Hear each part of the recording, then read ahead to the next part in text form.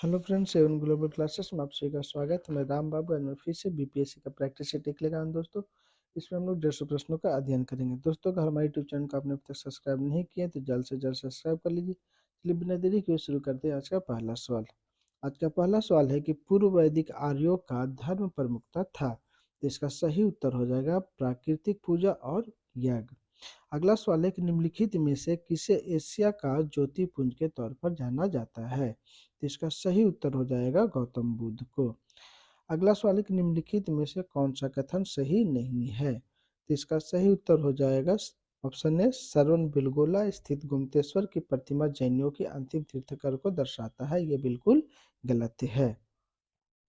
अगला सवाल है कि मालवा क्षेत्र पर मगध की सत्ता का विस्तार निम्नलिखित से किसके शासनकाल में हुआ था। तो इसका सही उत्तर हो जाएगा ऑप्शन डी, शिशुनाग के शासनकाल में हुआ था। अगला सवाल है कि अशोक के निम्नलिखित अभिलेखों में से किसमें दक्षिण भारतीय राज्यों का उल्लेख हुआ है। तो इसका सही उत्तर हो जाएगा ऑप्शन बी, द्वितीय मुख्य शिलालेख में। अगला सवाल है कि मेगास्थनीज ने भारतीय समाज को कितनी श्रेणियों में विभाजित किया है। तो इसका सही उत्तर हो जाएगा 7 श्रेणियों में विभाजित किया था। अगला सवाल है कि अशोक का अपने शिलालेखों में सामान्यतः जिस नाम से उल्लेख हुआ है वह है। तो इसका आंसर हो जाएगा ऑप्शन डी, प्रियदर्शी। अगला सवाल है कि जल की आवश्यकता को ध्यान में रखते हुए जिस प्रथम शासक ने गिरनार क्षेत्र में एक झील का निर्माण करवाया था वह कौन थे। तो इसका सही उत्तर हो जाएगा ऑप्शन ए, चंद्रगुप्त मौर्य। अगला सवाल है कि गुप्त सम्राट जिसने हुनों को पराजित किए थे। तो इसका सही उत्तर हो जाएगा स्कंद गुप्त ने हुनों को पराजित किया था। अगला सवाल है कि गुप्त युग में भूमि राजस्व दर क्या थी। तो इसका सही उत्तर हो जाएगा उपज का 6ठा भाग। अगला सवाल है कि खजुराहो को मांगतेश्वर मंदिर समर्पित है। तो इसका सही उत्तर हो जाएगा भगवान शिव को समर्पित है। अगला सवाल है कि किस चोल राजा ने जल सेना प्रारंभ की थी। तो इसका सही उत्तर हो जाएगा राजा राज प्रथम। अगला सवाल है कि निम्नलिखित में से कौन बीज गणित के क्षेत्र में अपने योगदान के लिए विशेष रूप से जाना जाता है। यहाँ पे पूछा गया बीज गणित के क्षेत्र में, तो बीज गणित के क्षेत्र में विशेष योगदान के लिए भास्कर को जाना जाता है। अगला सवाल है कि दिल्ली सल्तनत का सर्वाधिक विद्वान शासक जो खगोल शास्त्र, गणित और वैद्य विज्ञान सहित अनेक विधाओं में माहिर थे। तो इसका सही उत्तर हो जाएगा मोहम्मद बिन तुगलक। अगला सवाल है कि तबकात ए नासरी का लेखक कौन था। तो इसका सही उत्तर हो जाएगा ऑप्शन सी, मिन्हाज उस सिराज। अगला सवाल है कि बाबर को भारत पर आक्रमण करने के लिए आमंत्रित करने वाले में से एक आलम खां कौन थे। तो इसका सही उत्तर हो जाएगा इब्राहिम लोदी के संबंधी थे तथा वह दिल्ली के राज सिंहासन के दावेदार थे। अगला सवाल है कि सुप्रसिद्ध कोहिनूर हीरा शाहजहां को किसने उपहार में दिया था। तो इसका सही उत्तर हो जाएगा मीर जुमला ने दिया था। अगला सवाल है कि शिवाजी मुगलों की कैद से भागने के समय कौन से नगर में कैद थे। तो इसका सही उत्तर हो जाएगा आगरा में कैद थे। अगला सवाल है कि बक्सर की लड़ाई के समय बंगाल का नवाब कौन था। तो इसका सही उत्तर हो जाएगा मीर जाफर। अगला सवाल है कि दादा भाई नौरोजी द्वारा प्रतिपादित अफवाह सिद्धांत की सही परिभाषा नीचे किस कथन में आती है। तो इसका सही उत्तर हो जाएगा ऑप्शन बी, भारत की राष्ट्रीय संपदा का एक भाग अथवा कुल वार्षिक उत्पादन ब्रिटेन को निर्यात कर दिया जाता था जिसके लिए भारत को कोई वास्तविक प्रतिफल नहीं मिलता था। अगला सवाल है कि 1921 का मुप्ला विद्रोह कहाँ हुआ था। तो इसका सही उत्तर हो जाएगा केरल में हुआ था। अगला सवाल है कि हरिजन के प्रारंभकर्ता थे। तो इसका सही उत्तर हो जाएगा महात्मा गांधी। अगला सवाल है कि शारदा अधिनियम के अंतर्गत लड़कियों एवं लड़कों के विवाह की न्यूनतम आयु क्रमशः कितनी निर्धारित की गई थी? तो इसका सही उत्तर हो जाएगा 14 और 18 वर्ष। लड़कियों के लिए 14 और लड़कों के लिए 18 वर्ष निर्धारित की गई थी। अगला सवाल है कि स्वतंत्रता आंदोलन के क्रांतिकारी का पहला महत्वपूर्ण साहसिक कार्य बर्रा डकैती का स्थान था। तो इसका सही उत्तर हो जाएगा पूर्वी बंगाल। अगला सवाल है कि नरम दल और गरम दल के रूप में भारतीय राष्ट्रीय कांग्रेस का विभाजन किस अधिवेशन में हुआ था? तो इसका सही उत्तर हो जाएगा ऑप्शन बी, सूरत अधिवेशन में हुआ था। अगला सवाल है कि वह व्यक्ति जिसने 4 अप्रैल 1919 को जामा मस्जिद के प्रवचन मंच से हिंदू मुस्लिम एकता पर भाषण दिए थे, वे कौन थे? तो इसका सही उत्तर हो जाएगा स्वामी श्रद्धानंद। अगला सवाल है कि निम्नलिखित में से किसने भारतीय राष्ट्रीय कांग्रेस के कराची अधिवेशन का सभापतित्व किए थे? तो इसका सही उत्तर हो जाएगा सरदार वल्लभ भाई पटेल ने किए थे। अगला सवाल है कि 1935 अधिनियम के उपरांत 1937 में हुए चुनाव में गठित कांग्रेस मंत्रिमंडल का कार्यकाल था। तो इसका सही उत्तर हो जाएगा 28 माह। अगला सवाल कि निम्नलिखित में से कौन कांग्रेस रेडियो पर भारत छोड़ो आंदोलन की अवधि में नियमित रूप से कार्यक्रम प्रसारित किया करते थे? तो इसका सही उत्तर हो जाएगा राम मनोहर लोहिया। अगला सवाल कि कांग्रेस के निम्नलिखित नेताओं में से कौन एक कैबिनेट मिशन योजना के पक्ष में पूरी तरह से थे? तो इसका सही उत्तर हो जाएगा महात्मा गांधी।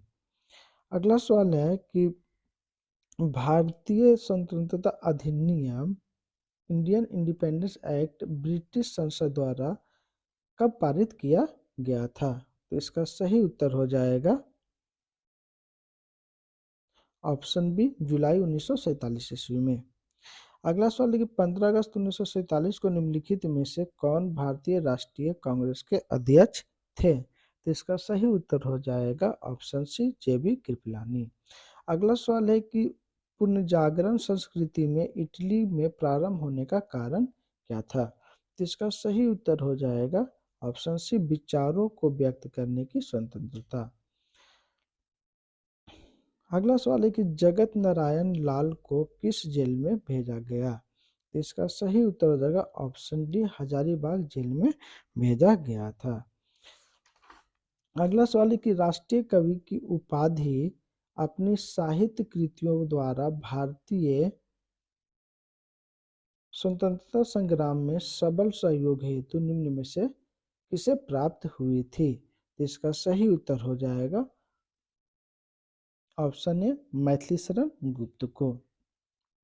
अगला सवाल कि वह दर्रा जो निम्नलिखित में से सर्वाधिक ऊंचाई में अवस्थित है?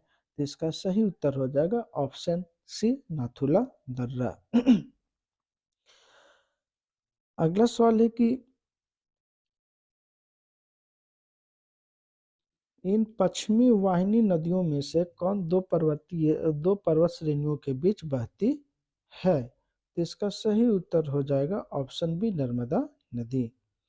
अगला सवाल है कि निम्नलिखित में से कौन सी जल प्रबंधन युक्ति भारत में लागत का अधिनियम लाभ देने वाली है? तो इसका सही उत्तर हो जाएगा ऑप्शन सी हो जाएगा, वर्षा के जल संचयन। अगला सवाल है कि भारत में निम्नलिखित में से किस क्षेत्र में मृदा अपरदन का समस्या गंभीर है? तो इसका सही उत्तर हो जाएगा ऑप्शन बी, शिवालिक पहाड़ियों के पाद क्षेत्र। अगला सवाल है कि मैथन बेलपहाड़ी एक एवं तिलैया बांध किस नदी पर बनाया गया है? तो इसका सही उत्तर हो जाएगा ऑप्शन बी, बराकर नदी पर बनाया गया है। अगला सवाल है कि निम्नलिखित में से भारत के किस राज्य की बिजली की प्रति व्यक्ति क्षमता और उत्पादन में प्रथम स्थान में है? तो इसका सही उत्तर हो जाएगा ऑप्शन बी, गुजरात। अगला सवाल है कि नेपा नगर का संबंध किस उद्योग से है? तो इसका सही उत्तर हो जाएगा अखबारी कागज से है। अगला सवाल है कि कभी कभी समाचारों में event horizon, singularity, string theory और स्टैंडर्ड मॉडल जैसे शब्द किस संदर्भ में आते हैं? तो इसका सही उत्तर हो जाएगा ऑप्शन ए, ब्रह्मांड का प्रक्षेपण और बोध। अगला सवाल है कि मंगल और बृहस्पति की कक्षाओं के बीच सूर्य के चारों ओर परिक्रमा करने वाले शैली के छोटे टुकड़े के समूह को क्या कहते हैं? तो इसका सही उत्तर हो जाएगा ऑप्शन डी, क्षुद्र ग्रह कहते हैं। अगला सवाल है कि पंचशील घाटी अवस्थित है। तो इसका सही उत्तर हो जाएगा अफगानिस्तान में पंचशील घाटी अवस्थित है। अगला सवाल है कि उत्तरी अटलांटिक प्रवाह द्वारा सर्वाधिक लाभान्वित होने वाला देश कौन है? तो इसका सही उत्तर हो जाएगा ऑप्शन सी, नॉर्वे। अगला सवाल है कि गुलाबी क्रांति किससे संबंधित है? तो गुलाबी क्रांति जो है वो झींगा उत्पादन से संबंधित है। अगला सवाल है कि निम्नलिखित में से कौन सा कथन सही नहीं है? तो इसका सही उत्तर हो जाएगा ऑप्शन बी, अधिकतम तापमान की मेखला विषुवत रेखा के सहारे पाई जाती है। ये ऑप्शन बिल्कुल गलत है।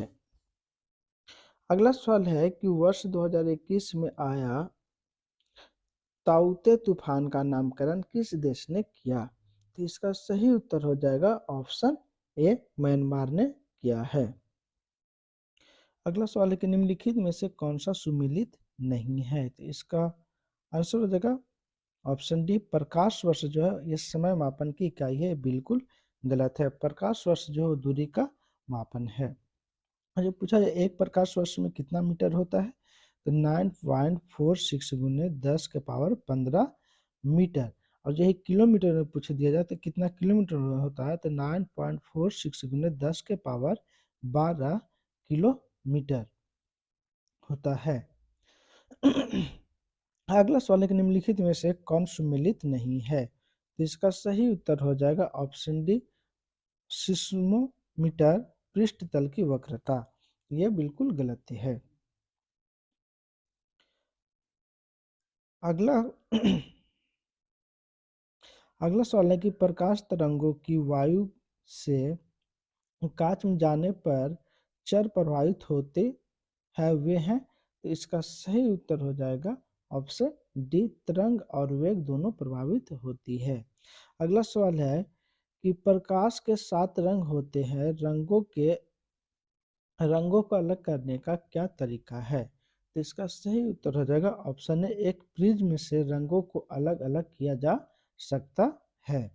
अगला सवाल है कि मनुष्य की आंख में किसी वस्तु का प्रतिबिंब जिस भाग पर बनता है वह है? इसका सही उत्तर हो जाएगा ऑप्शन डी, दृष्टि पटल।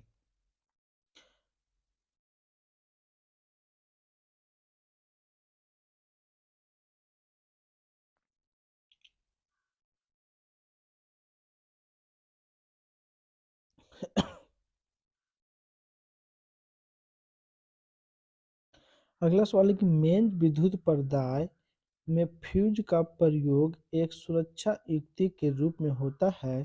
फ्यूज के विषय में निम्नलिखित कथनों में से कौन सा कथन सही है? तो इसका सही उत्तर हो जाएगा ऑप्शन सी, इसका गलनांक निम्न होना आवश्यक है।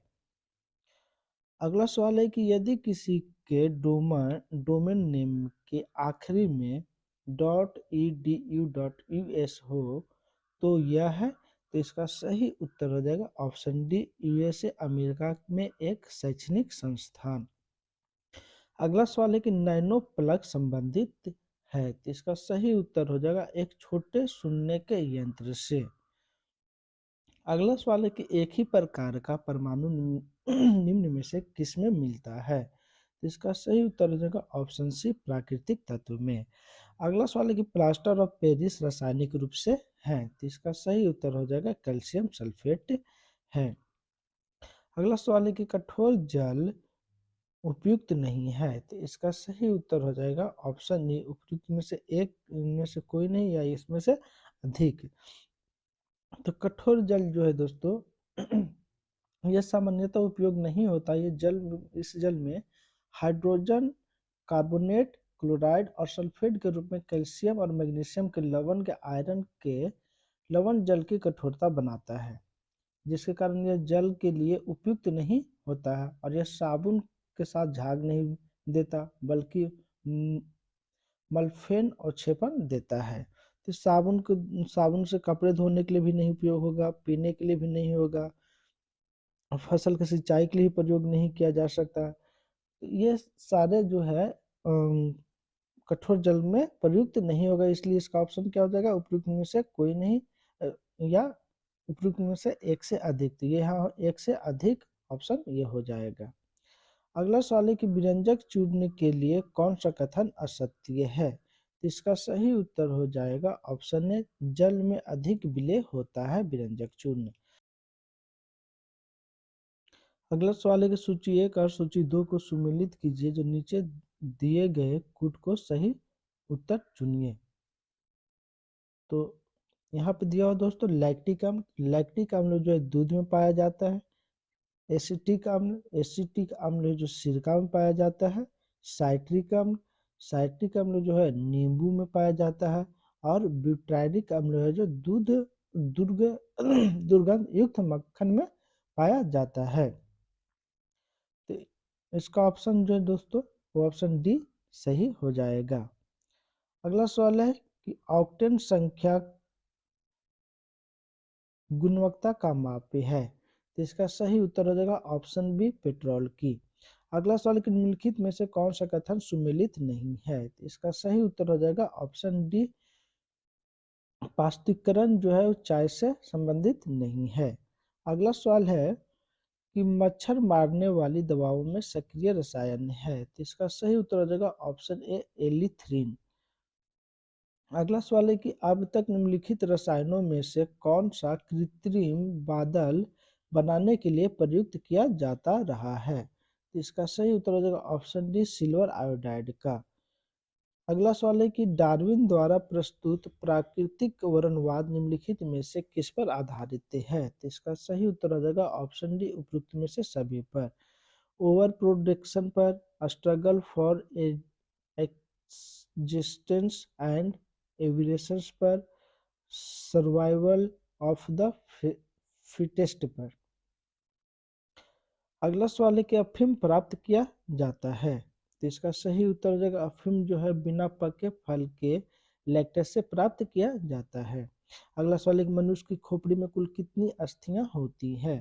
तो इसका सही उत्तर हो जाएगा ऑप्शन ए, 28 अस्थियां होती है।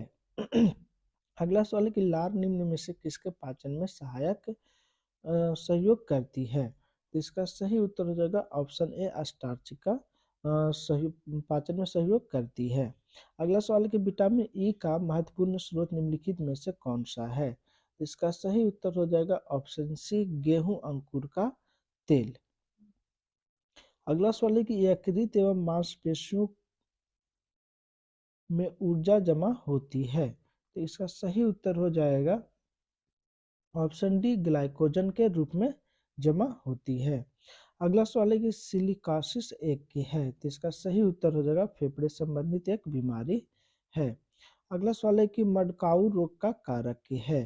तो इसका सही उत्तर हो जाएगा प्रायंस जो है मडकाऊ रोग का कारक की है। अगला सवाल है कि बायोडीजल बनाने के लिए किस वनस्पति का उपयोग किया जाता है। तो इसका सही उत्तर हो जाएगा रतन जोत का उपयोग किया जाता है। अगला सवाल है कि निम्नलिखित में से किस अधिनियम ने भारत को संघीय शासन की व्यवस्था की थी।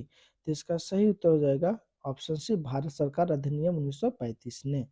अगला सवाल है कि बी अम्बेडकर का संविधान सभा में निर्वाचन हुआ था। तो इसका सही उत्तर हो जाएगा बम्बई प्रेसिडेंसी से। अगला सवाल है किस प्रधानमंत्री के कार्यकाल के दौरान भारत के संविधान में 9वीं अनुसूची को पुनर्स्थापित किया गया था। तो इसका सही उत्तर हो जाएगा ऑप्शन ए, जवाहरलाल नेहरू का। अगला सवाल है कि भारत के संविधान के निर्माताओं का मत निम्नलिखित में से किसमें प्रतिबिंबित होता है। इसका सही उत्तर हो जाएगा ऑप्शन ए उद्देशिका में। अगला सवाल है कि एक नए राज्य बनाने में संवैधानिक संशोधन के लिए कैसी बहुमत चाहिए? तो इसका सही उत्तर हो जाएगा साधारण बहुमत चाहिए।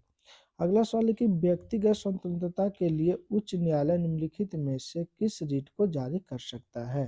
तो इसका सही उत्तर हो जाएगा ऑप्शन सी बंदी प्रत्यक्षीकरण रीट जारी कर सकता है। उच्च न्यायालय जो 5 तरह के रीट को जारी करता है। अगला सवाल है कि निम्नलिखित में से भारत में मौलिक कर्तव्य कौन सा है? तो इसका सही उत्तर हो जाएगा ऑप्शन बी हमारी मिली जुली संस्कृति के समृद्धि विरासत को संरक्षित करना। अगला सवाल है कि भारतीय राजनीतिक व्यवस्था के कार्यपालिका के अधीन रहकर कार्य करती है। तो इसका सही उत्तर हो जाएगा ऑप्शन बी विधायिका। अगला सवाल है कि लोकसभा अध्यक्ष को उसके कार्यकाल की समाप्ति के पूर्व पद पर से हटाया जा सकता है। तो इसका सही उत्तर हो जाएगा ऑप्शन बी यदि लोकसभा इस आशय का प्रस्ताव पारित कर दे तो। अगला सवाल है कि व्यय का अनुमान किस रूप में भारतीय संसद के समक्ष रखा जाता है? तो इसका सही उत्तर हो जाएगा ऑप्शन डी अनुदान का अनुरोध पर। अगला सवाल है कि संविधान का वह कौन सा अनुच्छेद उच्चतम न्यायालय को उसके द्वारा दिए गए निर्णय अथवा आदेश को पूर्वावलोकन हेतु अधिकृत करता है? तो इसका सही उत्तर हो जाएगा ऑप्शन ए अनुच्छेद 137 के अंतर्गत। अगला सवाल है कि विधान परिषद किसी साधारण विधेयक को कितने निम्नलिखित में से किस अवधि तक रोक सकती है? तो इसका सही उत्तर हो जाएगा ऑप्शन 4 माह तक।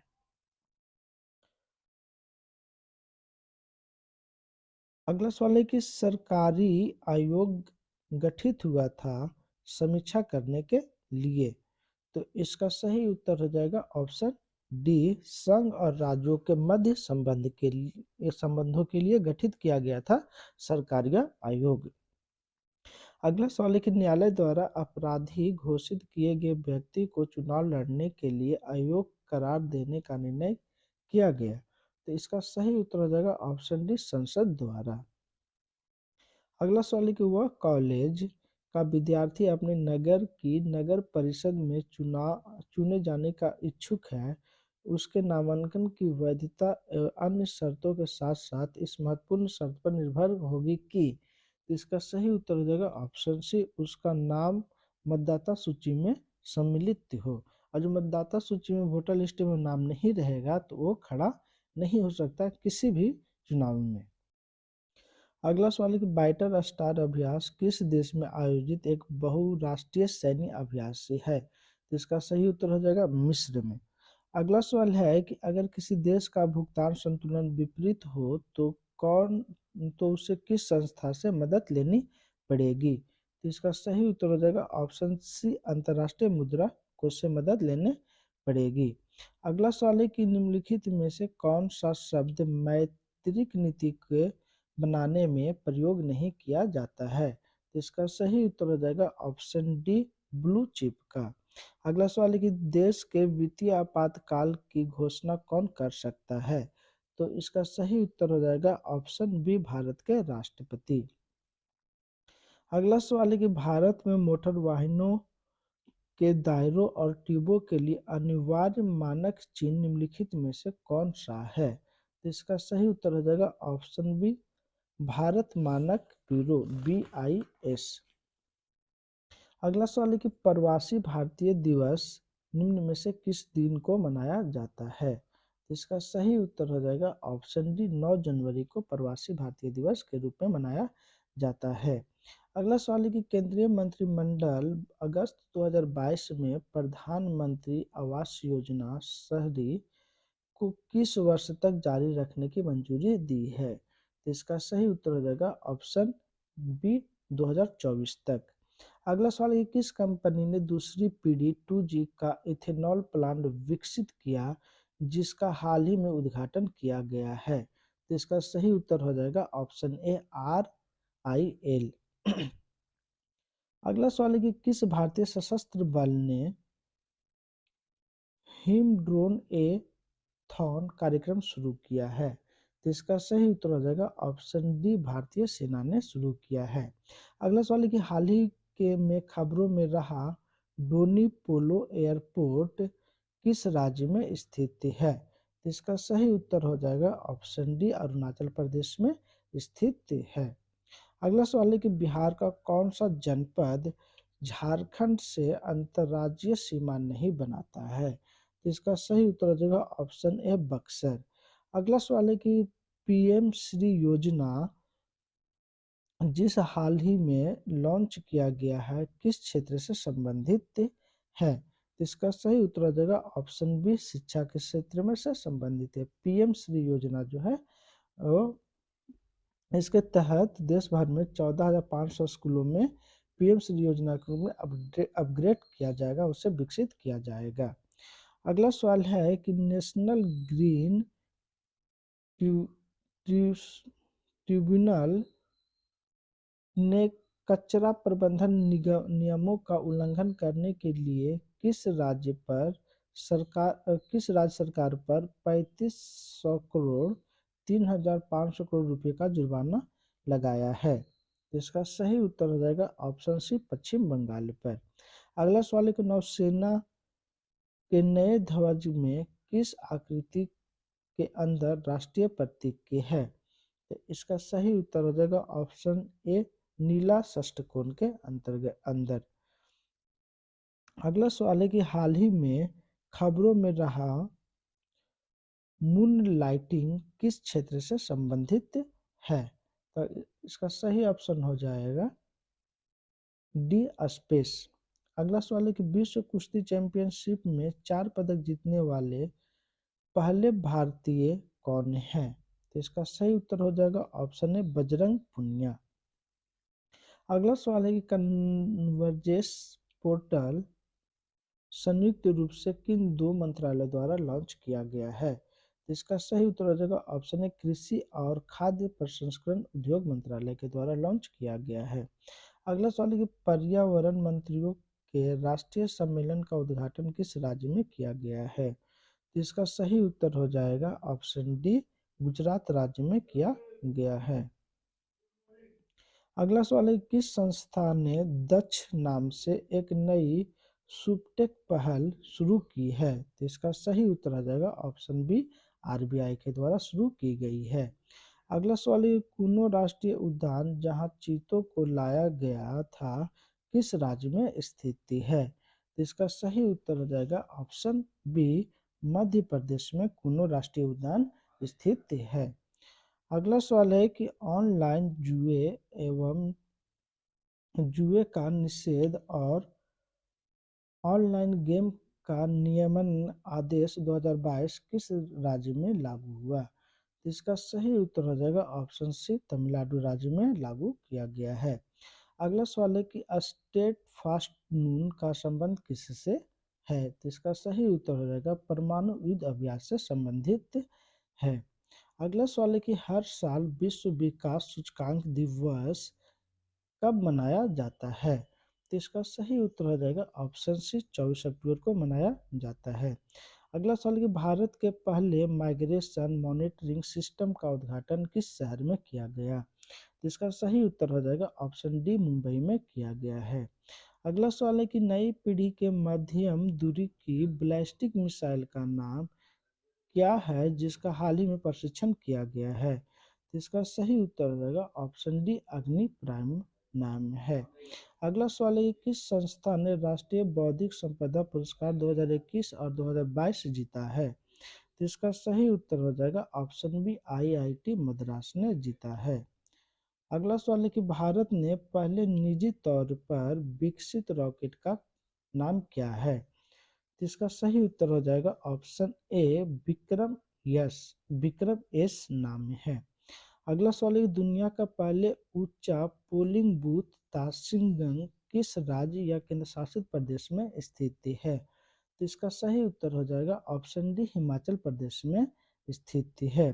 अगला सवाल है कि आधार नियमों में संशोधन के अनुसार सहायता दस्तावेजों को कितने वर्षों में एक बार अपडेट करने की आवश्यकता है। तो इसका सही उत्तर हो जाएगा ऑप्शन डी, 10 बार।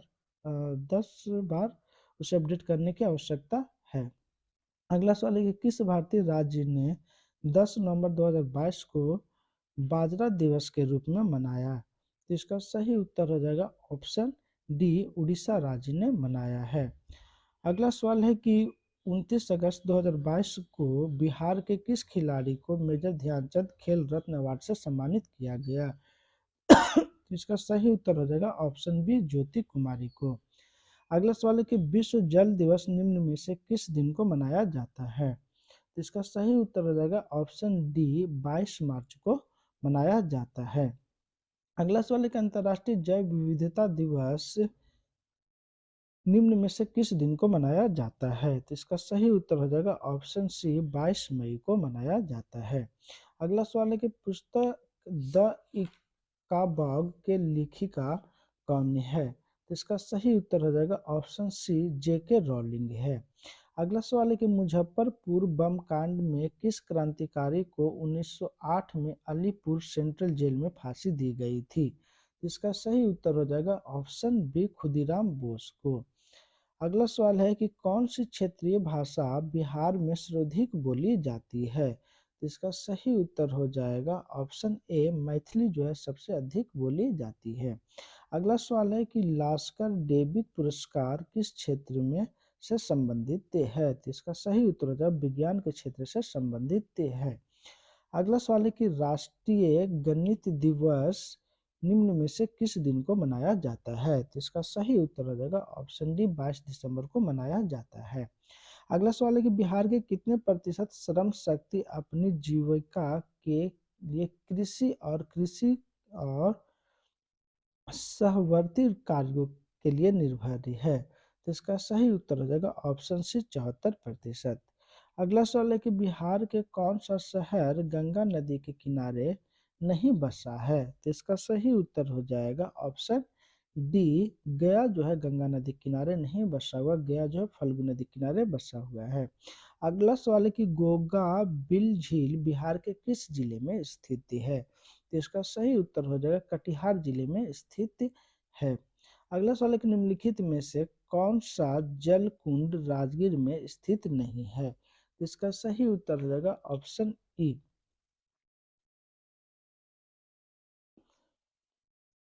राजगीर में जो है सप्ताधारा, सूर्य कुंड, ये राजगीर में स्थित है। इसके अलावा ब्रह्म कुंड और गोमुखी कुंड अथवा नानन कुंड भी राजगीर में स्थित है। अग्नि कुंड जो है ये गया में स्थित है और रामेश्वरम कुंड जो है ये मुंगेर में स्थित है। तो यहाँ पूछा गया है कि कौन सा जलकुंड राजगीर में स्थित नहीं है। तो यहाँ पे अग्नि कुंड और रामेश्वरम कुंड ये राजगीर में स्थित नहीं है, तो इसलिए इसका ऑप्शन हो जाएगा ये, एक से अधिक। अगला सवाल है कि डॉक्टर अंबेडकर का समाधि स्थल का क्या नाम है। तो इसका सही उत्तर हो जाएगा ऑप्शन बी, चैत्य भूमि नाम है। अगला सवाल है कि निम्नलिखित में से कौन ताजमहल को पीला करने के लिए उत्तरदायी है। तो इसका सही उत्तर हो जाएगा ऑप्शन बी, सल्फर डाइऑक्साइड। कि बिहार में ग्रांड ट्रंक रोड को किस नाम से जाना जाता है। तो इसका सही उत्तर हो जाएगा राष्ट्रीय राजमार्ग 2 के नाम से जाना जाता है। अगला सवाल है कि बिहार में खुदाबख्श ओरिएंटल पब्लिक लाइब्रेरी की स्थापना कब की गई थी। तो इसका सही उत्तर हो जाएगा ऑप्शन सी, 1891 ईस्वी में की गई थी। अगला सवाल है कि ITTF ATTEU एशियाई कप में पदक जीतने वाले पहले भारतीय टेबल टेनिस खिलाड़ी कौन है। तो इसका सही उत्तर हो जाएगा ऑप्शन बी, मनिका बत्रा। अगला सवाल है कि 2022 में आर्टिफिशियल इंटेलिजेंस पर ग्लोबल पार्टनरशिप का अध्यक्ष कौन सा देश है। तो इसका सही उत्तर हो जाएगा ऑप्शन सी, भारत। धन्यवाद दोस्तों, हमारा वीडियो आपको कैसा लगा कमेंट करके जरूर बताएं। दोस्तों अगर हमारे यूट्यूब चैनल को आपने अभी तक सब्सक्राइब नहीं किया तो जल्द से जल्द सब्सक्राइब कर लीजिए। फिर से हम लोग मिलते हैं अगले वीडियो में। तब तक के लिए जय हिंद, जय भारत।